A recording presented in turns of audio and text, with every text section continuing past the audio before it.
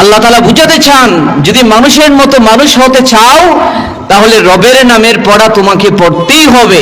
আর যদি মানুষ না হয়ে অমানুষের মতো বাঁচতে চাও তাহলে রবের পড়া তোমার দরকার নাই। কথা বলেন ঠিক না বেঠিক? এই কথাটা আমরা কিভাবে বুঝলাম?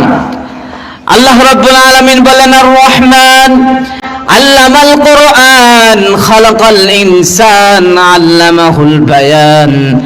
আল্লাহ তিনি মানুষকে কোরআন শিক্ষা দিলেন। রব্বুল আলামিন মানুষ সৃষ্টি করলেন। আল্লাহ রব্বুল ইজ্জাতুল জালাল মানুষকে কথা বলার ধরন, সিস্টেম বা পদ্ধতি শিখালেন।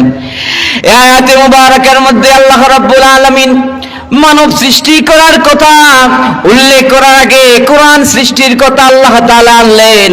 আল্লাহ রাব্বুল আলামিন বুঝায় দিলেন, একজন মানুষ তখন সত্যিকার অর্থে ভদ্র মার্জিত সত্যিকার অর্থে মানুষ হবে যখন তার শোনার ভিতরে কোরআনের শিক্ষা থাকবে। কথা বলেন ঠিক না ঠিক?